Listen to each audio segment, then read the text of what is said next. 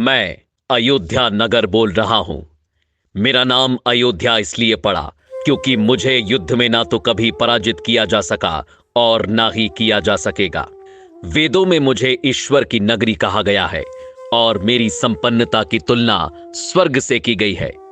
आदिकाल से मैं पवित्र सरयू नदी के तट पर 12 योजन लंबाई और 3 योजन चौड़ाई में बसा था। कई शताब्दियों तक मैं सूर्यवंशी राजाओं की राजधानी रहा। मेरा इतिहास हिंदू धर्म के सबसे पुराने इतिहासों में से एक है। मेरी उत्पत्ति ब्रह्मा जी के मानस पुत्र मनु से संबंधित है। मैं और मेरा सूर्यवंश मनु के पुत्र इक्ष्वाकु से प्रारंभ हुआ था। वेदों और पुराणों में मुझे अयोध्या के नाम के साथ और भी कई प्राचीन नामों से पुकारा गया है, जैसे साकेत, कौशलपुर, अवध, श्रावस्ती और अयोध्या।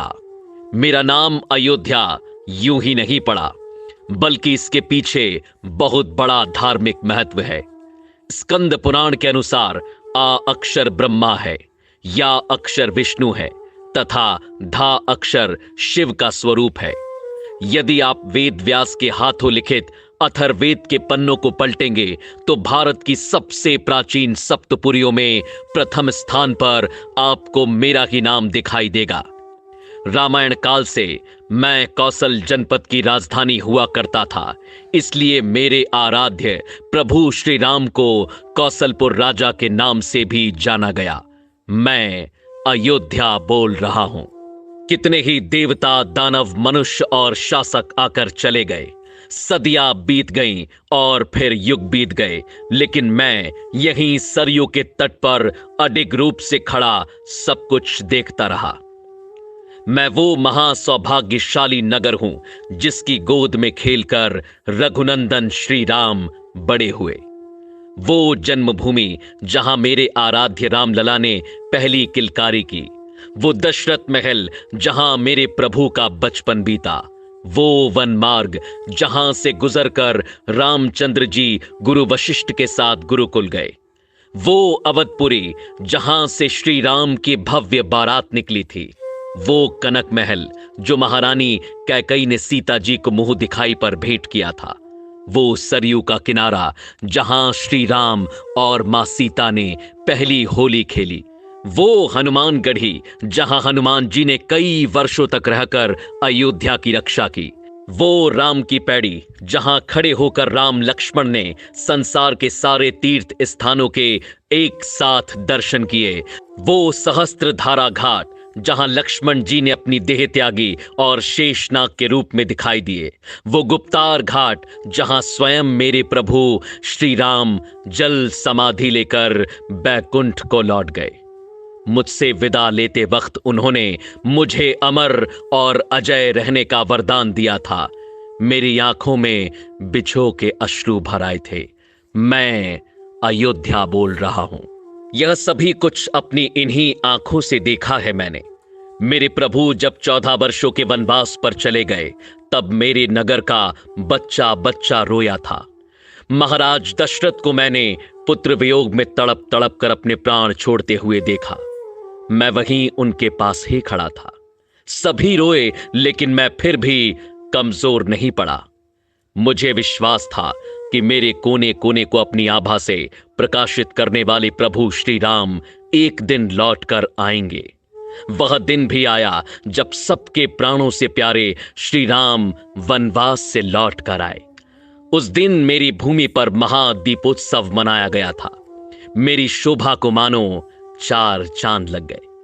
मैंने अपनी आंखों से श्री राम का राज्य अभिषेक होते देखा, जिसके पश्चात उन्होंने 11,000 वर्षों तक राज्य संभाला और मेरी गरिमा को सजाए रखा। श्री राम के शासन के वो 11,000 वर्ष जो आप सभी ने केवल पुराणों के पृष्ठों में पढ़े होंगे, मैं उसके एक एक पल का साक्षी हूं। मैं अयोध्या बोल रहा हूं। लेकिन मेरे प्रभु के बैकुंठ लौट जाने के बाद मैंने जो अथाह संघर्ष किया, उसकी आप कल्पना भी नहीं कर सकते। श्री राम के जाते ही संपूर्ण अयोध्या पर बसने वाले मंदिर, राजमहल, घर द्वार, सभी कुछ को मैंने सरयू में समाहित होते देखा। वह दृश्य मैं आज भी नहीं भूल सकता, जब मात्र मेरी भूमि ही शेष रह गई थी। अनेकों वर्षों तक यह भूमि यूं ही रिक्त पड़ी रही और मैं प्रतीक्षा करता रहा इसे पुनः सुसज्जित करने वाले की। अनेकों वर्षों बाद यह प्रतीक्षा खत्म हुई और भगवान राम के पुत्र महाराज कुश ने अपनी युवावस्था में सर्वप्रथम अपने पिता श्री राम की पुण्य जन्मभूमि पर मंदिर का निर्माण करवाया। सूर्यवंश की अगली 44 पीढ़ियों तक यह अस्तित्व में रहा। वर्ष बीतते गए और पूरा युग बीत गया। मैंने द्वापर युग का आरंभ भी देखा और उसका अंत भी। सूर्यवंश के अंतिम राजा बृहदबल की मृत्यु महाभारत के युद्ध में अभिमन्यु के हाथों हुई और उसके बाद मैं एक बार फिर अकेला पड़ गया। कलयुग का आरंभ हुआ। समय के साथ धीरे धीरे मैं लुप्त होने लगा। मेरे अयोध्या नाम को जानने वाले सभी मुझे छोड़कर चले गए। कलयुग के आते ही मेरी फिर से अस्तित्व में आने की उम्मीद टूटने लगी। लेकिन कदापि मेरे आराध्य श्री राम की ही कृपा थी कि कलयुग के आरंभ में एक दिन चक्रवर्ती सम्राट विक्रमादित्य शिकार खेलते हुए मेरी अयोध्या भूमि पर पहुंचे। मुझे एक असामान्य भूमि जानकर उन्होंने खोज आरंभ की और यह ज्ञात किया कि यह श्री राम की अवध भूमि है। तब विक्रमादित्य ने यहाँ भव्य राम मंदिर के साथ साथ 360 मंदिरों का निर्माण कराया, जिनकी भव्यता देखते ही बनती थी। कलयुग में मुझ अयोध्या का अस्तित्व एक बार फिर लौट आया। इसके बाद समय समय पर मैंने अच्छे और बुरे दिन देखे, लेकिन मैं अडिग रहा।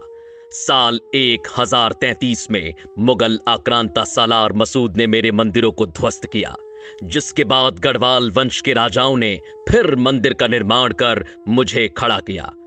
साल 1528 में मुगल बादशाह बाबर के निर्देशों पर फिर मुझे कुचलने की कोशिश की गई और मेरे सर्वस्व श्री राम के पूज्य जन्म स्थान पर बलपूर्वक मस्जिद खड़ी कर दी गई। मेरे रामलला से प्रेम करने वालों के हृदय में ये आग धधकती रही कि श्री राम को न्याय कब मिलेगा, और 1853 में यह आग भड़क उठी जब यहां पहली बार हिंदू मुसलमानों के बीच दंगे हुए। उस समय अंग्रेजी सरकार ने अस्थायी रूप से समझौता कराया। साल 1949 की खुदाई में यहां श्री राम के अवशेष मूर्तियां पाई गईं, जिसके बाद 1950 में सिविल कोर्ट में मूर्ति स्थापित करने की इजाजत मांगी गई। साल 1961 में एक बार फिर मेरी जागती उम्मीदों पर प्रहार हुआ और मेरे आराध्य श्री राम की मूर्तियां हटाने की कोशिश की गई।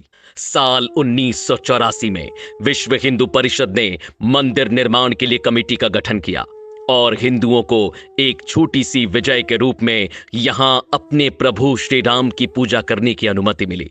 इसी क्रम में साल 1992 में कई हिंदू संगठनों ने मिलकर मस्जिद के विवादित ढांचे को गिरा दिया, जिसके बाद देश भर में सांप्रदायिक दंगे भड़क उठे, जिसमें 2000 से ज्यादा लोगों को अपने प्राणों की आहुति देनी पड़ी। साल बीतते गए, अदालत की सुनवाई जारी रही, अर्जियां लगती रहीं, तारीखें मिलती रहीं, लड़ाई लड़ने वाले चेहरे भी बदलते गए, लेकिन इन सब के बीच मैं अयोध्या डटकर खड़ा रहा, इस उम्मीद के साथ कि यह मेरे प्रभु श्री राम की भूमि है जो कोई नहीं छीन सकता। आखिरकार बहुत लंबी प्रतीक्षा के बाद साल 2019 में इस लड़ाई में पहली विजय मिली, जिससे मेरा रोम रोम खिल उठा जब सुप्रीम कोर्ट ने मेरे प्रभु श्री राम के पक्ष में फैसला सुनाया और 2.77 एकड़ भूमि के हिस्से को मेरे रामलला के लिए लौटाया। साल 2020 में श्री राम मंदिर का भव्य भूमि पूजन कार्यक्रम आयोजित किया गया, जो मेरी दूसरी विजय के रूप में मुझे प्राप्त हुआ, और मेरी तीसरी और अंतिम विजय आज सभी के सामने है, जब साल 2024 में एक अद्वितीय और भव्य मंदिर निर्माण के बाद स्थायी रूप से मेरे सर्वस्व श्री राम की प्राण प्रतिष्ठा होने जा रही है, जिसकी एक झलक देखने के लिए हर कोई लालायत है। मैं अयोध्या बोल रहा हूं। आज मैं ऐसा महसूस कर रहा हूं मानो मेरी युगों युगों की तपस्या सिद्ध होने जा रही है। मैं नहीं जानता कि आप में से किसे ये सारी बातें सत्य लगती हैं और किसे केवल एक कल्पना, लेकिन मैं वो अयोध्या हूं जिसने अपनी आंखों से इन सभी दृश्यों को देखा है। युगों युगों से इस कठिन समय को मैंने जिया है, और मुझसे बेहतर भला ये कौन जानता है कि लोग आते जाते रहेंगे, युग बदलते रहेंगे, लेकिन मेरे आराध्य श्री राम हर युग में हैं, हर काल में हैं, हर घड़ी में हैं, दृश्य और अदृश्य दोनों रूप से सदैव यहां उपस्थित रहेंगे। और मेरे उस मंगल भवन के दरबार में देर हो सकती है, लेकिन अंधेर नहीं। जय जय श्री राम। अगर आपको ये वीडियो पसंद आया तो इसे शेयर करना ना भूलें।